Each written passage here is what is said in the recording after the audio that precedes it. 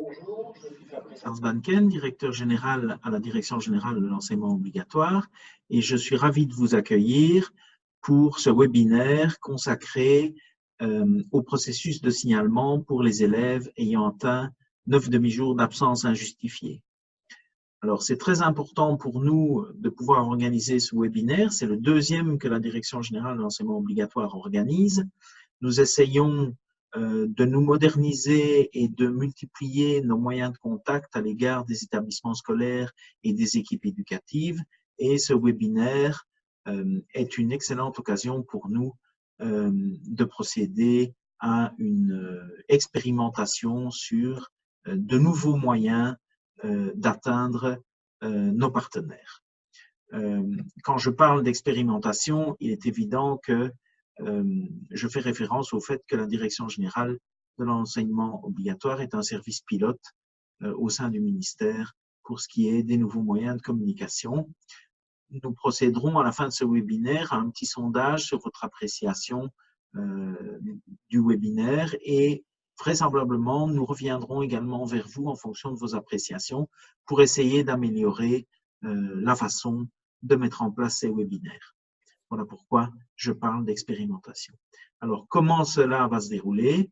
Vous aurez 3 interventions plus théoriques sur la façon de procéder à un signalement, sur le suivi qui est donné à ces signalements et sur la façon d'obtenir un numéro CF pour un élève. Ensuite, vous aurez la possibilité, et même pendant les exposés, vous aurez la possibilité de poser des questions. Nous y répondrons en temps réel pendant les interventions ou après les interventions, nous pourrons procéder à un échange. Alors, l'exposé qui aura trait à la façon de signaler une absence, 9 demi-jours d'absence injustifiée sera effectué par Emeline Théâtre et vous aurez pendant le webinaire des captures d'écran qui vous permettront de voir en temps réel comment procéder.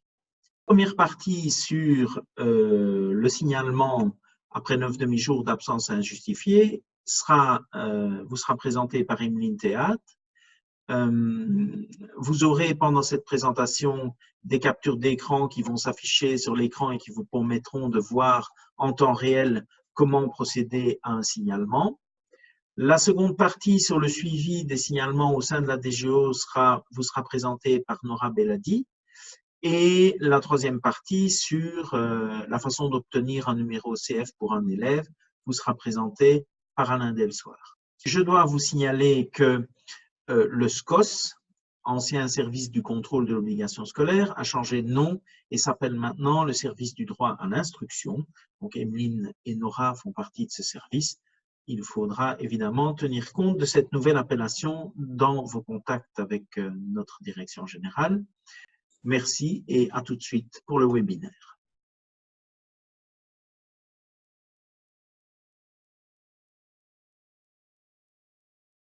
Voilà, alors une fois que vous êtes connecté donc à Cerbère, vous allez sur le lien OPSI et vous allez faire un premier signalement d'absentéisme pour un élève, c'est-à-dire que l'élève a 9 demi-jours d'absence injustifiée. Ça vaut pour le fondamental, ça vaut pour le secondaire.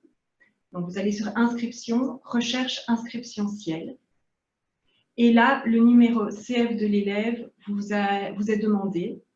Donc, ce numéro est en 2 parties et il ne faut pas introduire le trait d'union. Et donc ici, je vais passer la parole à mon collègue Alain Delsoir qui va vous expliquer un peu plus ce numéro CF. Alors, le principe dans Ciel, c'est que chaque élève est associé à un numéro unique. Ce numéro est appelé numéro de communauté française. On le retrouve dans Ciel Web, dans la partie supérieure droite de l'écran. On le retrouve dans les applications Créos et ProEco, appelé soit numéro de Fédération Wallonie-Bruxelles, soit numéro CF. Et généralement, il se trouve le champ renseignant le numéro de communauté française se trouve dans le signalétique de l'élève. il est impératif pour que l'élève puisse être signalé qu'il soit dans Ciel pour l'année scolaire en cours. Et donc, pour un signalement le 10 septembre, il faut avoir envoyé cet élève, soit avec le numéro de communauté française dont vous disposez parce que l'élève a déjà été scolarisé, soit avec le numéro de communauté française dont vous disposerez en retour. Je pense à un élève qui arriverait nouvellement dans la communauté française. Et ce numéro de communauté française est un numéro unique à introduire, comme Emeline l'a dit. Donc voici, vous avez introduit votre numéro CF dans les onglets et vous le recherchez, l'élève. Je vais en profiter pour poser une question. J'ai essayé à plusieurs reprises de déclarer une absence injustifiée cette année. Pas possible, faute d'infos venant de Ciel. Problème interne ou FEB? Point d'interrogation. Alors, c'est un problème lié au non-envoi de la fiche de l'élève vers Ciel. Ciel court, on va dire comme cela, du 1er septembre au 30 juin. Dès lors, tous les élèves, le 30 juin 2019, ont été libérés en quelque sorte pour l'ensemble de l'établissement et il faut les rattacher soit à l'établissement qu'ils ont quitté en juin de l'année passée, soit au nouvel établissement qu'ils ont intégré au mois de septembre. Et donc, nécessairement, que ce soit depuis une application locale ou directement dans Ciel, il faut inscrire l'élève dans cette application. Le signalement peut se faire aussi directement depuis Ciel pour ceux qui n'utilisent pas Créos ou autre. Alors, les utilisateurs de l'application Ciel en direct peuvent, grâce à un onglet intitulé Formulaire, appeler le formulaire d'absentéisme scolaire. On nous demande de rappeler le numéro de la circulaire que tu as cité pour demander les autorisations. Alors, c'est la circulaire 7241 qui date du 16 juillet 2019. C'est la suppression des applications métiers DGO des comptes collectifs établis. Voilà, on est vraiment désolé. Là, on travaille non seulement en acceptance et donc pas en production, le produit que vous avez, vous, en tant qu'établissement scolaire. Et en plus, on a plusieurs caméras qui sont connectées sur la même. Une autre question sur le numéro CF. Une personne demande si le numéro CF d'un élève est le même chaque année. Alors, le numéro CF d'un élève est un numéro qui est attribué à vie. Et le principe, lorsque ces applications ont été pensées, c'est que tout au long de sa vie, puisqu'on parle aussi de l'enseignement de promotion sociale et éventuellement, tout au long de sa vie, on pourra retrouver l'élève et son parcours grâce à ce numéro de communauté française. Qui est la personne à qui envoyer l'annexe 1 de la circulaire 7241? Donc là, je pense, Emeline, que tu as signalé que c'était... Donc, c'est Monsieur Olivier Dradin, que vous pouvez joindre au 02 690 82 32. Bonjour, notre élève a un numéro Ciel dans ProEco, mais nous n'arrivons pas à faire le signalement. Alors, le principe est simple, je le redis, c'est que si cet élève n'a pas été envoyé depuis ProEco pour cette année scolaire 2019-2020, le système officiel ne le retrouvera nécessairement pas. Pourquoi est-il impossible de modifier directement des données, comme par exemple changement du numéro de téléphone lorsqu'on fait le signalement? Alors, parce que justement, les données sont tirées de Ciel. Et donc, s'il y a des modifications à faire dans les coordonnées de l'élève ou de ses parents, c'est via l'application Ciel ou bien votre application locale qu'il faudra effectuer les changements. Une fois un élève signalé, faut-il le signaler à nouveau chaque mois? Oui, donc il y a un premier signalement qui est effectué et ensuite chaque mois, si l'élève s'absente au cours du mois, il faudra le signaler aussi. Comme déjà indiqué, la personne à contacter si on a des problèmes ou des questions pour obtenir un compte, c'est Monsieur Olivier Dradin. Il y a une autre question qui est quelle personne contacter si l'on a des questions, problèmes avec Ciel? Alors, il existe depuis 2 ans à peu près un numéro central, un numéro de helpdesk unique qui est le 02 690 82 55 avec un principe de ticketing qui fait que toute demande sera numérotée et que dans l'ordre de ces demandes, le demandeur sera rappelé. Alors, nous avons également une question un peu plus technique. Comment puis-je faire pour que le nom de ma direction soit changé? Donc, j'imagine que c'est le nom de la direction du directeur qui n'est pas correct. Comment la personne peut-elle faire pour faire changer ça? Alors, dans ce cas-là, il faut prendre contact avec le service fonctionnel compétent, donc soit le service du fondamental ordinaire, soit celui du secondaire ordinaire, soit le service du spécialisé, pour demander que dans l'application phase, qui est l'application recensant les signalétiques des établissements, que dans cette application phase, donc, le nom de la personne dirigeant l'établissement soit modifié. Bien, je propose que pendant qu'Emeline cherche à faire fonctionner l'application récalcitrante, on puisse passer la parole à Nora, qui va expliquer quel suivi est donné aux demandes de signalement. Voilà, donc on fait comme si on vous aviez expliqué la manière dont on signale un élève. Donc là, on se situe en fait après que vous ayez fait le travail de signalement. Et donc, la question, c'est de savoir ce que fait le SDI de ces signalements que vous avez effectués. Alors, tout d'abord, quand c'est un premier signalement, on envoie un courrier de rappel de la loi. Donc, c'est un courrier, en fait, qui va expliquer que l'obligation scolaire, c'est une obligation que les parents doivent respecter, donc ils doivent mettre leurs enfants à l'école et surtout qu'ils doivent fréquenter régulièrement l'école.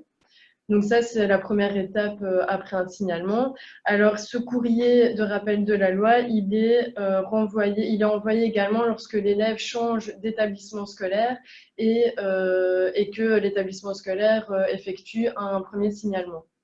On est dans le cas d'un élève qui malheureusement persiste à s'absenter. Alors, à ce moment-là, donc vous effectuez d'autres signalements. Et nous, en fonction des infos qui sont reprises sur le signalement, donc là, ce sera vraiment un traitement au cas par cas, donc le SDI va orienter le dossier vers la CAPAS. Donc, ça s'appelle la cellule administrative pour l'accrochage scolaire. Et donc, c'est une nouvelle cellule qui a été créée il n'y a pas si longtemps que ça, donc c'est depuis l'année passée, depuis janvier 2019.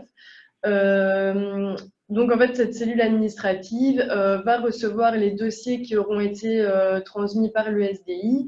Cette cellule va analyser le dossier dans son entièreté et alors va décider soit de contacter le chef d'établissement et voir ce qui peut être mis en place par rapport à cet élève. Est-ce qu'il faut contacter le centre PMS, avoir des contacts avec des organismes, d'autres organismes, par exemple les SAJ, etc. Et alors, cette cellule peut également décider d'orienter le dossier vers le service des équipes mobiles.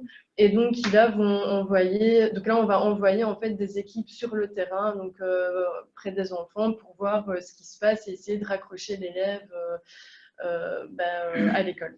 Ensuite, donc, si tout ce travail avec le chef d'établissement, avec l'école, avec les services extérieurs a été réalisé, si les équipes mobiles sont également passées par là, eh bien, la dernière étape qui est pour l'instant mise sur pied, c'est de rédiger un rapport. Donc, le SDI, à ce moment-là, reçoit l'info des équipes mobiles, par exemple, ou de la CAPAS, et nous, on oriente le dossier au parquet. Donc, on va faire un rapport qui va expliquer qui va contenir le nombre d'absences injustifiées, qui va aussi écrire tout ce qui s'est passé en fait tout au long du parcours, l'intervention des équipes mobiles par exemple. Donc on l'envoie au parquet et à ce moment-là, donc le parquet est informé de la situation et lui intervient ou pas. Donc voilà, après, donc ça c'est vraiment l'étape finale, c'est l'envoi d'un dossier au parquet. Parce qu'il faut préciser donc, que l'obligation scolaire, si on ne la respecte pas, on enfreint la loi et du coup, il y a des amendes qui peuvent être décidées. Et donc, à ce moment-là, c'est le parquet qui gère cet aspect du dossier. On a comme question, mon établissement se trouve au fin fond de la province de Luxembourg, frontière franco-belgo-luxembourgeoise. J'ai donc beaucoup d'élèves qui habitent dans les deux autres pays. Envoyez-vous aussi un courrier à ces élèves en cas de déclaration d'absentéisme? Tout à fait. Oui. Oui, on envoie à tous les élèves qui sont inscrits à l'école en Fédération Wallonie-Bruxelles, donc qu'ils soient en dehors des frontières ou à l'intérieur. On se soumet à l'obligation scolaire du pays dans lequel on fréquente. Alors, il y a pas mal de questions. qui concerne le moment où on doit faire les mises à jour des signalements. Donc, faut-il attendre la fin du mois pour faire une déclaration? Donc, non, c'est mensuel. Donc, la première déclaration, c'est à 9 demi-jours et après, ce sera mensuellement. Mais faites-le le plus rapidement possible parce que nous, ça nous permet d'assurer un suivi plus rapide aussi. Sur autres signalements d'absentéisme, il ne faut pas nécessairement attendre la fin du mois suivant pour les signaler. Donc, s'il est absent maintenant, mettons l'élève atteint aujourd'hui, c'est 9 demi-jours d'absence. Il faudra attendre novembre pour le prochain signalement. Oui, mais pas nécessairement le 30 novembre. Non, c'est une fois par mois. OK. Alors, on va essayer de reprendre maintenant l'aspect plus pratique. Donc, nous étions au moment où on encodait le numéro communauté française de l'élève. Et donc là, va apparaître ce fameux formulaire qui reprend les données d'établissement scolaire.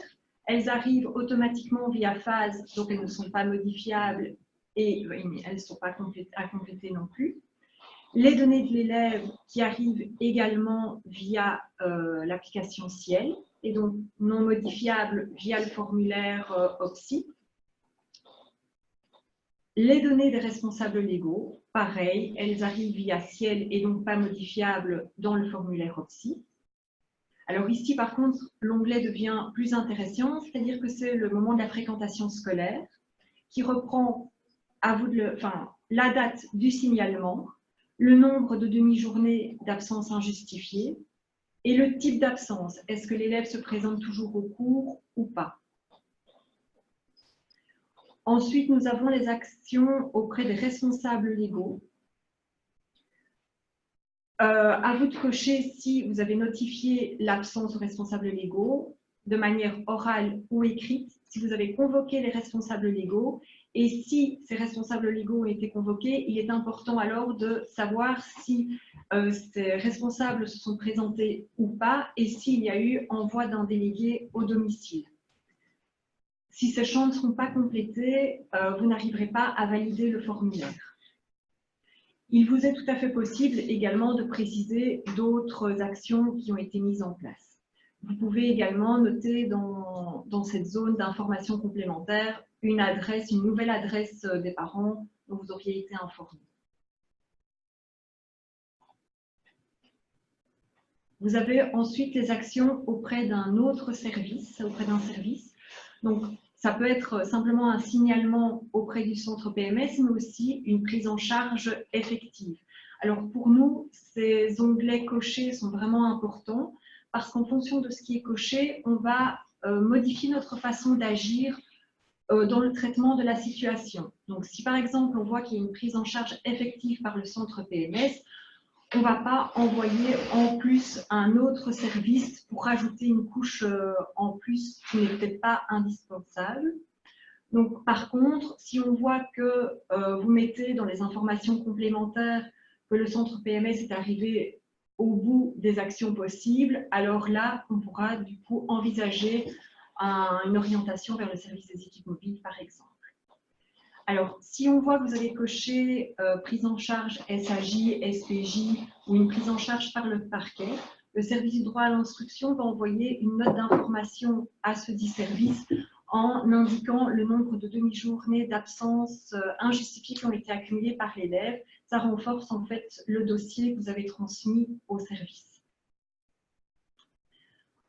Alors, vous avez ensuite la case autorisation. Alors ça, c'est une autorisation d'intervention pour les équipes mobiles. Donc, vous l'autorisez ou vous ne l'autorisez pas. Alors, le fait de l'autoriser ne veut pas dire que systématiquement, le dossier va être orienté aux équipes mobiles. Donc, comme je vous l'ai expliqué, au-dessus, il y a une analyse de ce qui est fait au niveau des actions vers les autres services.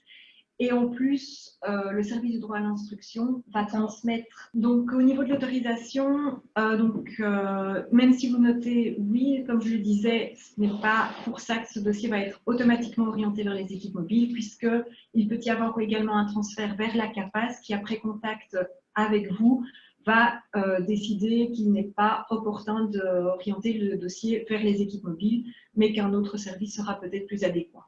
Les données de contact de l'école qui sont vraiment importantes, puisque c'est via ces données-là qu'on prendra contact avec vous si on a des questions plus approfondies dans le dossier. Alors, une fois que vous avez complété le signalement, ne pas oublier de sauvegarder et ensuite valider. Alors, si malheureusement cet élève que vous avez signalé en septembre est à nouveau absent ou a accumulé des jours d'absence et qu'il faut à nouveau le signaler en octobre, vous allez dans signalement, recherche signalement, et là, soit vous recherchez pour tous les élèves de l'école, soit pour un élève en particulier, vous avez différents critères de recherche. Alors, ici, via cet onglet-là, vous pouvez à la fois consulter les signalements que vous avez faits, mais vous pouvez faire un nouveau signalement sans devoir tout retaper à partir du signalement précédent.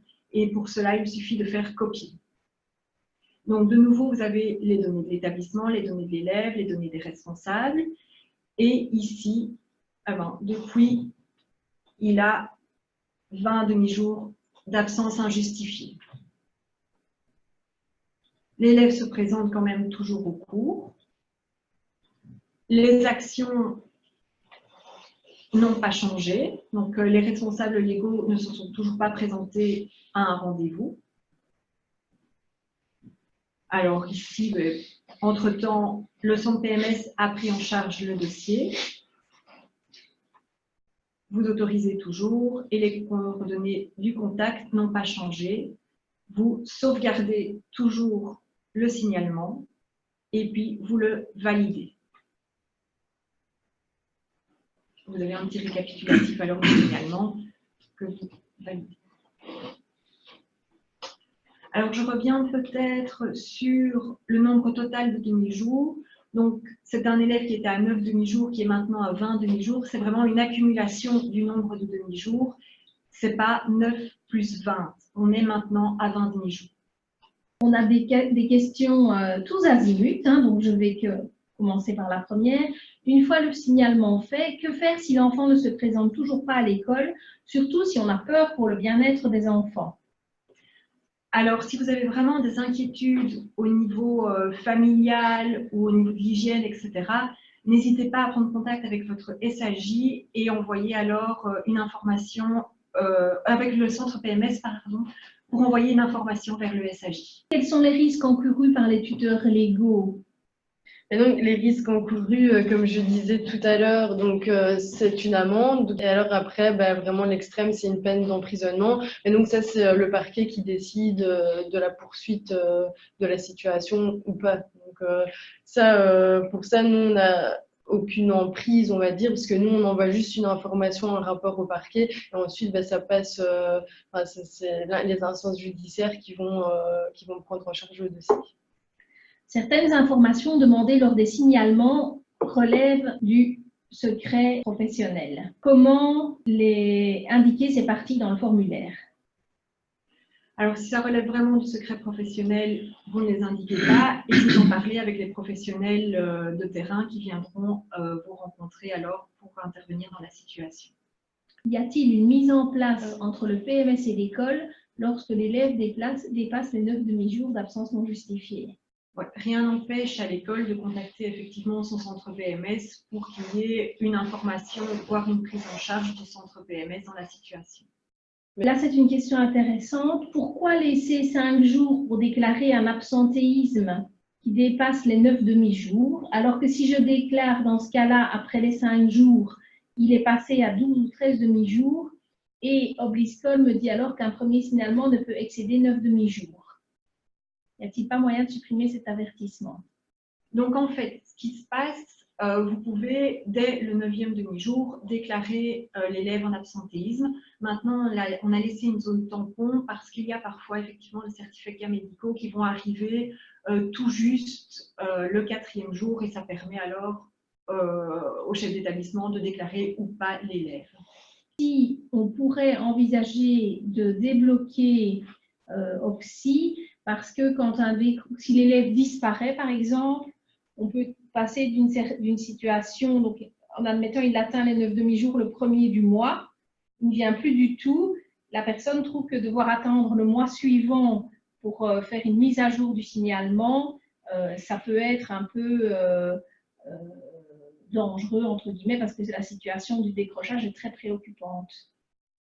Alors, on peut passer par cette solution-là. Si maintenant vous êtes vraiment inquiet, mais n'hésitez pas alors à reprendre contact directement avec le service du droit à l'instruction et nous faire part de vos inquiétudes.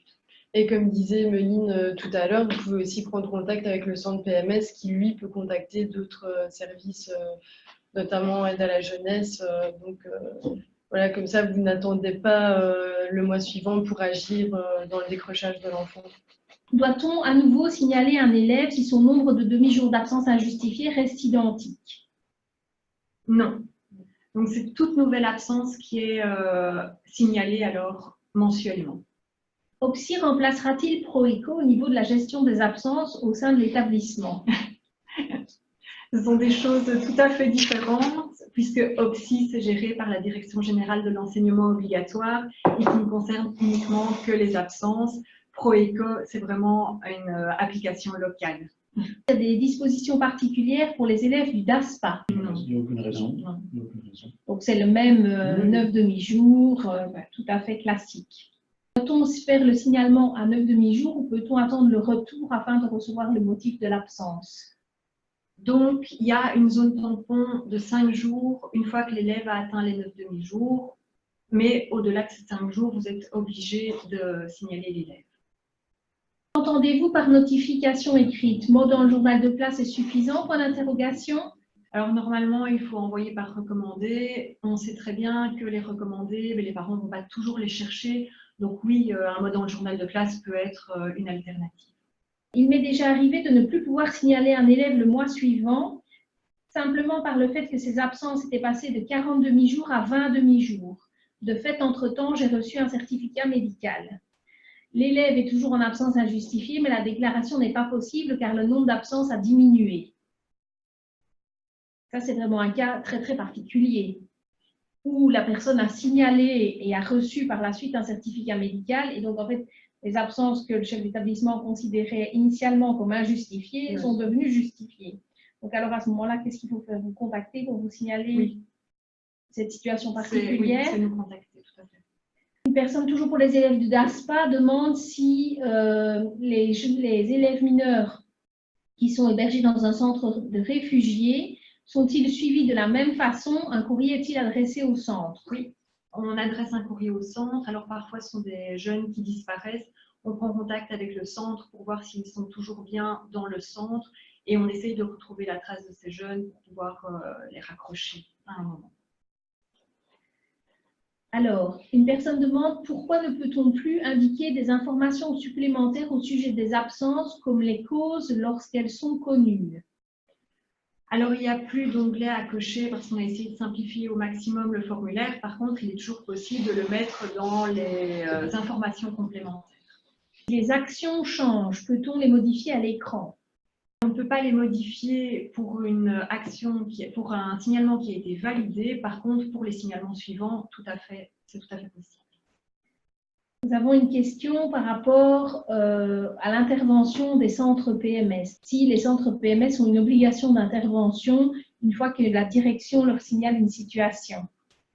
Alors actuellement, les centres PMS ont différentes missions. L'absentéisme fait partie d'une de leurs missions, mais il n'y a pas d'obligation à ce qu'ils prennent en charge l'élève. Faut-il conserver une copie du formulaire pour le vérificateur?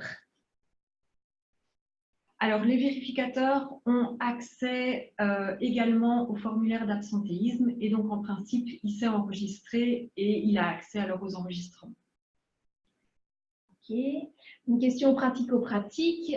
Tu as dit, donc, quand on faisait des signalements un jour, la personne demande s'il faut mettre le total de demi-jours depuis le début de l'année ou repartir à chaque fois qu'il y a des demi-jours. Donc, c'est à chaque fois une accumulation. Donc, c'est le total de demi-jours atteint. La personne qui avait tout à l'heure demandé pour les élèves qui habitaient en France ou au Luxembourg, vous avez indiqué qu'on écrivait aux parents, bien qu'ils soient domiciliés à l'étranger, Et la question suivante est, est-ce que vous contactez les instances judiciaires des autres pays? Vous contactez les les instances judiciaires belges, on ne peut pas interférer avec les compétences d'un territoire, d'un autre territoire. Ok, alors, dans les écoles primaires, il faut compter manuellement les dates d'absence dans les registres, ce qui prend un temps fou, alors que dans le secondaire, il y a un programme où tout est centralisé, beaucoup plus simple, beaucoup plus pratique. Pourquoi ne pas utiliser le même programme? Alors, effectivement, c'est quelque chose dont on s'est rendu compte et dont on aimerait améliorer la situation. Et donc, on réfléchit actuellement sur une application informatique, un registre en ligne qui permettrait alors aux écoles fondamentales de procéder à la même utilisation que pour le secondaire. Quel est le lien entre fréquentation régulière de l'élève et les allocations familiales? Je pense que c'est lié l'octroi des allocations familiales est lié au fait qu'on ait le statut d'étudiant ou d'élève. Ouais. On ne perd pas le statut d'élève parce qu'on est en absence injustifiée. Ouais. C'était le cas auparavant pour l'enseignement secondaire, ça ne l'est plus à partir de cette année scolaire-ci. Donc, ce sont deux choses différentes. L'obligation de fréquentation répond à la loi sur l'obligation scolaire. Le lien avec les allocations familiales n'a pas lieu d'être établi ici.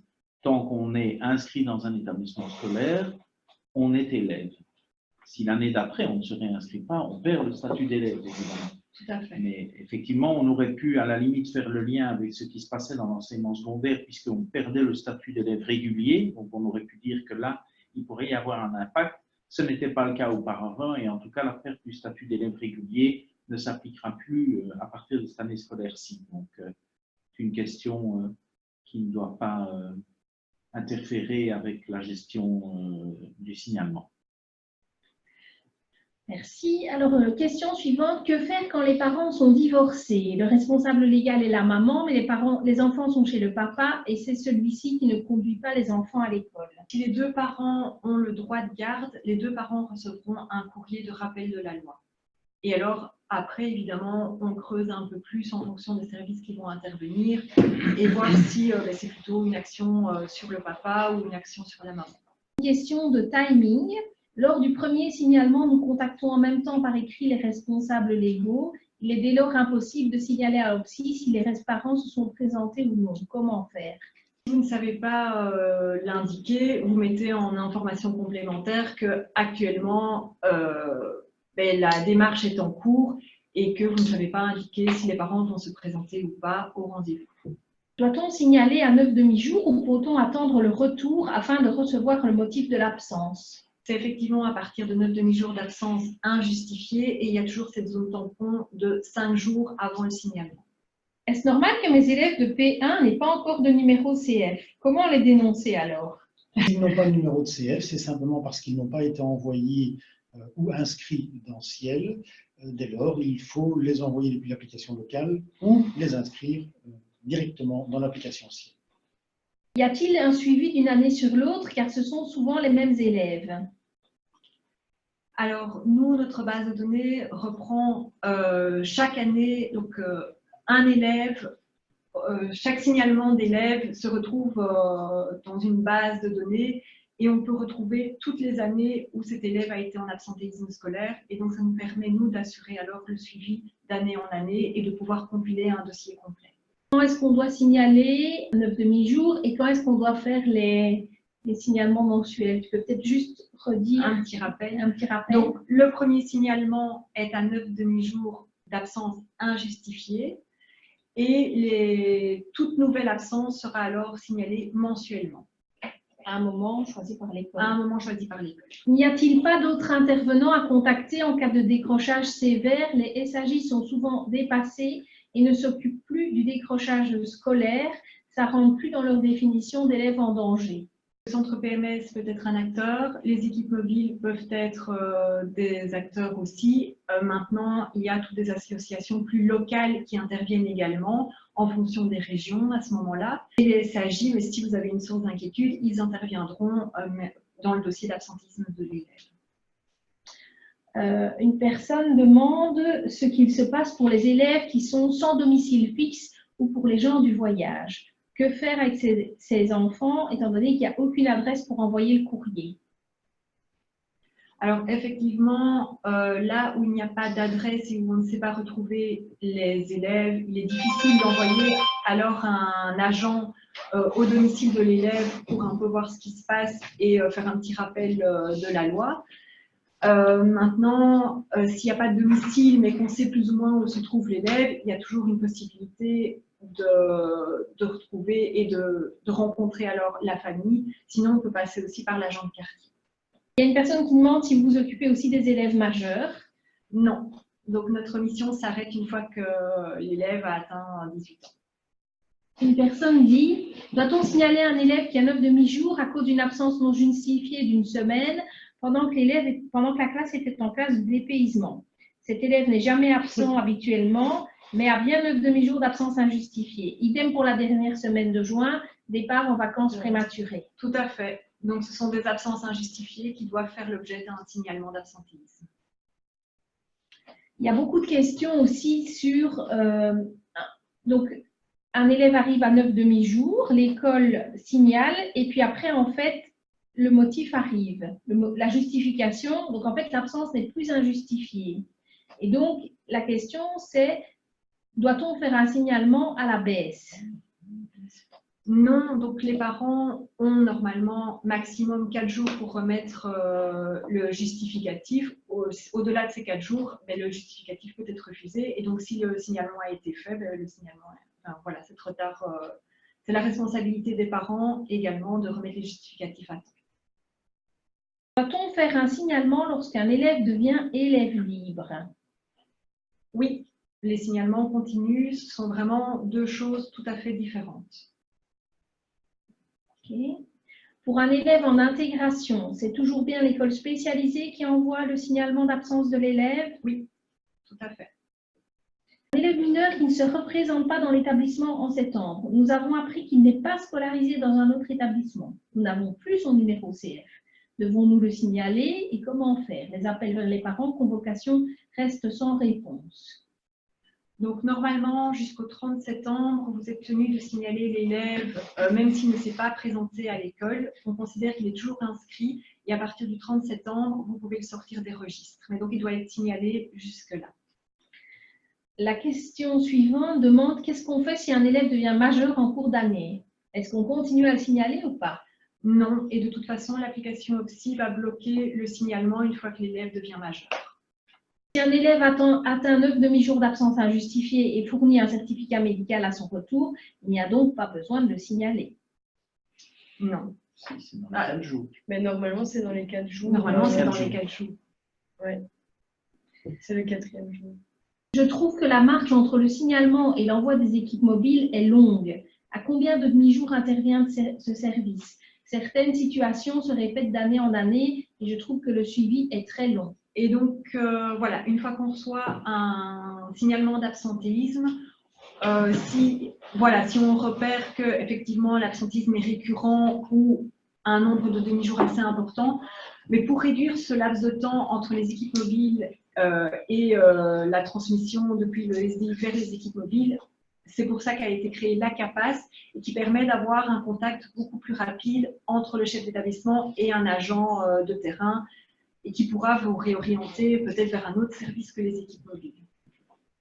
Qui doit faire les signalements? Est-ce que c'est les chefs d'établissement ou n'importe quel membre de l'équipe éducative, sociale de l'école concernée?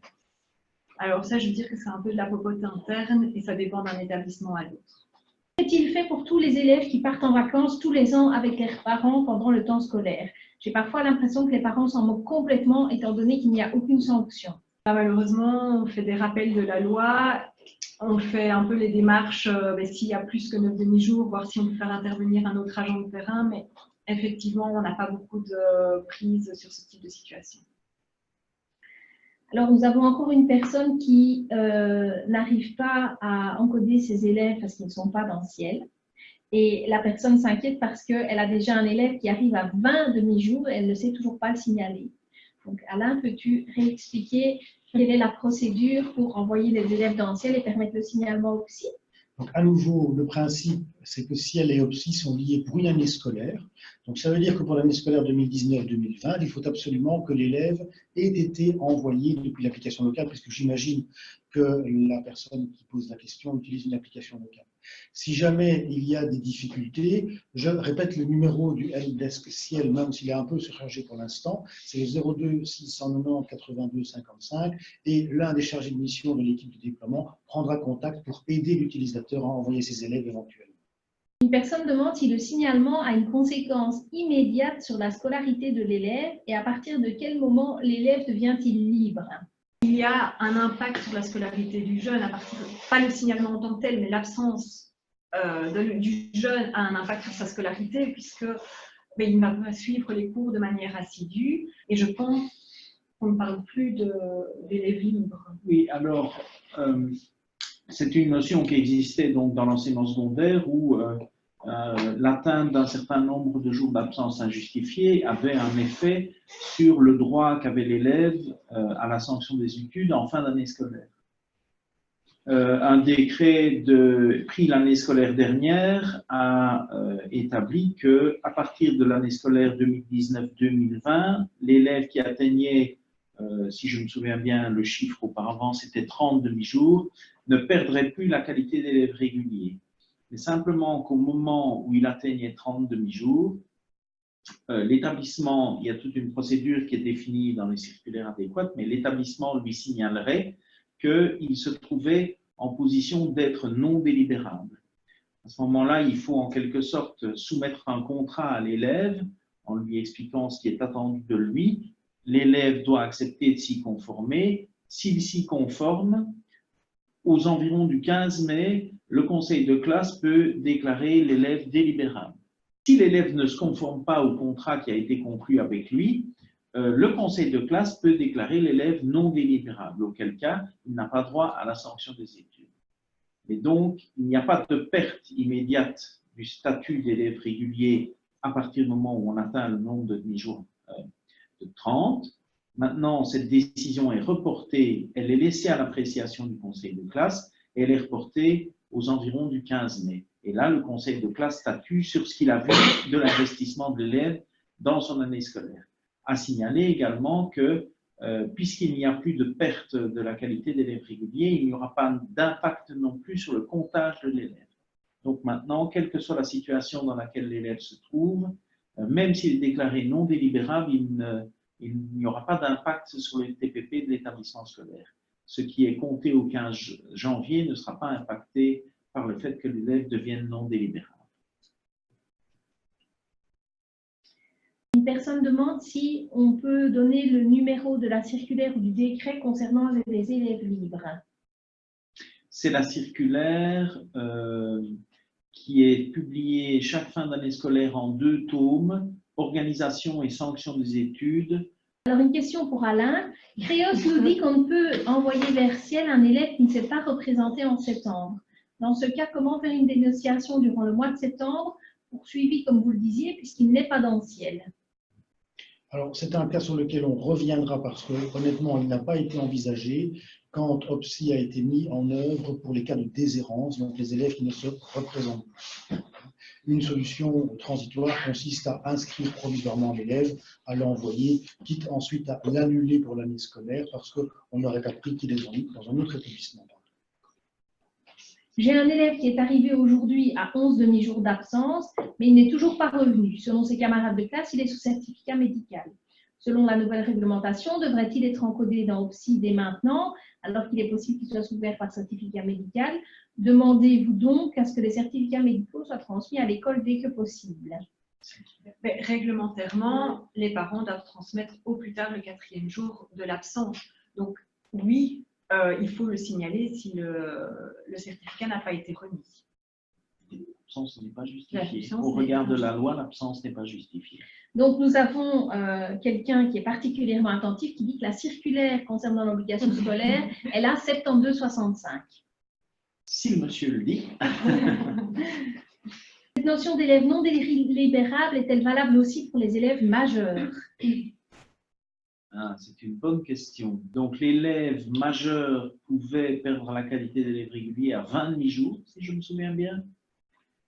Et je pense que la réglementation agit aussi pour les élèves majeurs. Donc, on les soumet à une contractualisation et qu'on peut les déclarer non délibérables aux environs du 15 mai. Est-il exact que les certificats médicaux ne sont pas obligatoires pour justifier une absence de plusieurs jours? Un mot écrit des parents peut-il être accepté? Dans le cas où les parents manqueraient d'argent pour aller chez le médecin ou que le fait de se rendre chez les praticiens soit contre leurs convictions. Alors là, il y a une différence entre le fondamental et le secondaire, c'est-à-dire que dans le fondamental, le chef d'établissement peut effectivement accepter un motif s'il est d'ordre médical, enfin, un mot des parents pour des questions médicales. Il n'y a pas de limite dans la durée et dans le nombre de jours. Dans le secondaire, par contre, là, ça va vraiment dépend du ROI des écoles. Et donc, en fonction du ROI, ce sera entre 8 et 16 demi-jours. Alors, maintenant, il y a des questions. Numéro de contact. Voici les contacts utiles. Donc, la connexion Cerber avec le numéro de la circulaire et les coordonnées de M. Dradin. Le helpdesk OPSI, adresse mail, numéro de téléphone et le numéro de téléphone pour le helpdesk Ciel. Donc voilà, on arrive au terme du temps qui était prévu pour le webinaire. Il y a quelques questions qui n'ont pas pu être traitées, mais donc on va vous répondre par mail ou par message. On vous remercie beaucoup de votre participation. Nous voici arrivés à la fin du webinaire. Celui-ci s'est déroulé, j'espère, à votre satisfaction, malgré quelques petits problèmes techniques qui font tout le charme du direct. Je remercie Nora, Emeline et Alain pour leur participation au webinaire. Également les personnes qui nous ont regardés en différé, en espérant retrouver tout le monde, que ce soit ceux qui nous ont regardés en direct ou ceux qui nous ont regardés en différé pour de futurs webinaires organisés par la Direction Générale. Merci.